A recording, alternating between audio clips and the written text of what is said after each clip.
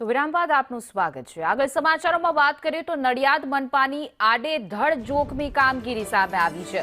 11 કેવીના જીવંત વાયર પર થાંભલો પડ્યો। થાંભલો પડતા મોટી દુર્ઘટના સર્જાય તેવી સ્થિતિનું નિર્માણ થયું હતું। એમજીવીસીએલને જાણ કર્યા વિના લાઇન નજીક પાડ્યો થાંભલો। એમજીવીસીએલે ના પાડી હોવા છતાં કરાય આ પ્રકારની કામગીરી। સ્કૂલ છૂટવાના સમયે જ થાંભલો પડવાની કામગીરી કરવામાં આવી હતી। નડિયાદ મનપાએ થાંભલો પાડતા સમયે તોડ્યો। એમજીવીસીએલનો 11,000 વોલ્ટનો જીવંત વાયર મનપાના કોઈપણ અધિકારીની હાજરી કે માર્ગદર્શન વગર જ થાંભલો પાડવાની કામગીરી કરવામાં આવી હતી।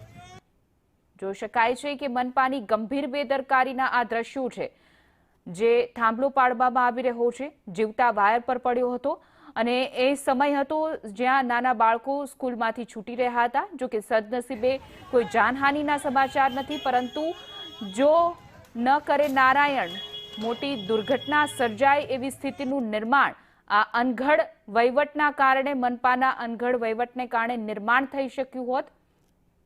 જોઈ શકાય છે કે મનપાની ગંભીર બેદરકારી, એમજીવીસીએલને ના પાડી હોવા છતાં પણ આ પ્રકારના કામ કરવામાં આવ્યું હતું।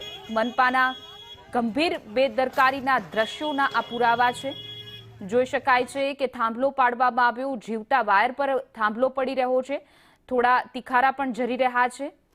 આસપાસ પસાર થતા લોકોના જીવ પણ જોખમમાં મૂકતા મનપાના સત્તાધીશો, અધિકારીઓ।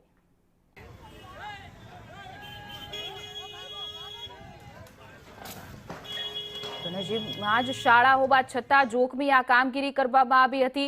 કોઈ કોર્ડન કરવામાં આવ્યું નથી। એમજીવીસીએલની ના પાડવા છતાં પણ આ પ્રકારનું મનપાના અધિકારીઓ દ્વારા આ કૃત્ય કરવામાં આવ્યું છે। વધુ વિગતો સાથે અમારા સંવાદદાતા કરુણેશ જોડાઈ ગયા છે। જે કરુણેશ, મનપાની આ ગંભીર બેદરકારીના દ્રશ્યો છે।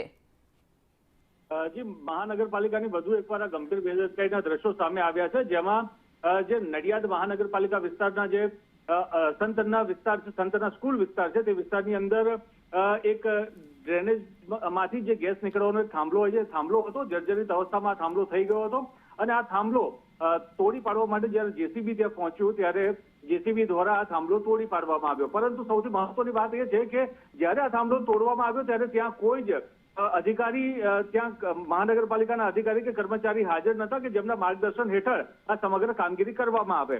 એટલે જેસીબી દ્વારા જ્યારે આ થાંભલો તોડવામાં આવ્યો, તે થાંભલો સીધો જ એમજીવીસીએલની 11,000 વોલ્ટની જે જીવંત વીજ લાઇનની વાયર હોય છે તેના ઉપર પડ્યો હતો અને વીજ લાઇન તૂટી પડી હતી।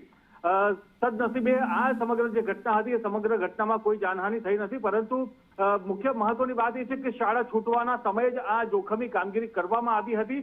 ખૂબ જ ગંભીર બેદરકારી દાખવવામાં આવી હતી। જો શાળા છૂટી હોત અને ત્યાંથી બાળકો પસાર થયા હોત અને ત્યાંથી બાળકો ઉપર જો આ વીજ લાઇન પડત તો ખૂબ જ જાનહાનિ થવાના પણ ઘણી સંભાવના હતી। ત્યારે સૌથી મહત્વની વાત એ છે કે એમજીવીસીએલના જે અધિકારીઓ હતા તે અધિકારીઓ હતા અને અધિકારીઓએ પણ ના પાડી હતી આ કામગીરી કરવાની, છતાં પણ આ કામગીરી કરવામાં આવી। આગળ શું કાર્યવાહી થાય છે તે હવે જોવાનું રહેશે।